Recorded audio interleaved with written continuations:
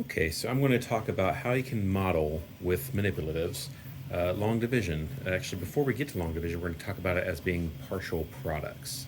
So we have 138 divided by 6. We usually start off with a large number divided by a single digit number. And so I am going to write it out as 6 going into 138. But this is where it starts to be a little different than what we normally see. So I want to make a rectangle that has dimensions 6 by something else. It has an area of 138, but I know one side of it is 6. I don't know the other side. And that's the context of what we're going to be doing here. So if I get, and I'm going to use these array rods here, and I'm going to get a 6 right here. So you can see it's 6 dots right here. It's a length of 6. And I need to fit an area of 138 down here. So if I wanted to get 100, so here's 100, I can't fit that under there. It goes past the 6. It can fit this way, but it can't fit this way. It's too fat.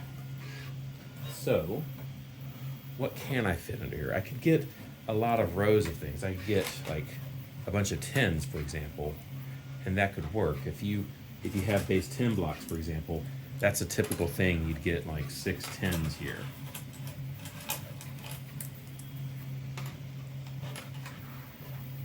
And that can work.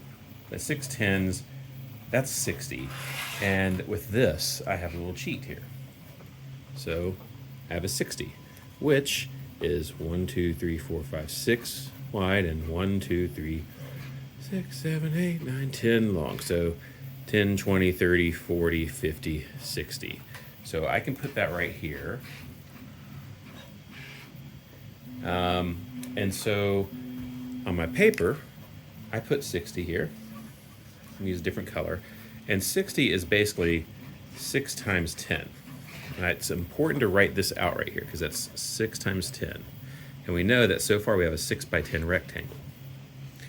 Well, I haven't gotten rid of all of this yet. I actually have quite a bit more. So 13 minus 6, that's 78. So I could actually fit another one of these 60s down here. And I can put it this side up. I could put it with the 60. It doesn't really matter as long as they know that this top one doesn't really count. It's just a reference point. So now I put another 60 here. And that's 6 times 10 again. And now I have 18 left. Okay, 18. Well, I don't have one of these that's 18. I have a 20. That's not quite good enough. And so what do I fit down here? Well, there's a couple of ways we can do this. Because this is 6 wide, I typically would like to put some 6s here. 1, 2, 3, 6s is the same as 18. You could also put 6 3s though. If someone wanted to, they could use these 3s. They could put 6 of them right here. That's a little bit more painful, but either way, it's going to be 6 times 3, which is 18, and I don't have any left. Okay, so we have the width is 6. What's the length of this rectangle?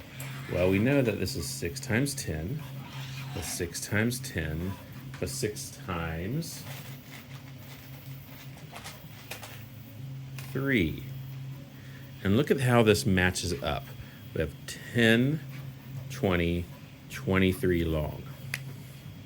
So I'll just do this in a different color right here. So 23. And this is something that students really need this before they start learning the standard long division algorithm. Because if you start doing 6 goes into 13, they don't know that this 13 represents 13 10s. And they don't know that that 2 is going to represent 2 10s. They're just going to do something by rote, and they won't have any extra understanding of what that means. by doing partial quotients here, it's building that support for what they would later be able to do with long division. And this gives them a more concrete understanding with the symbolic.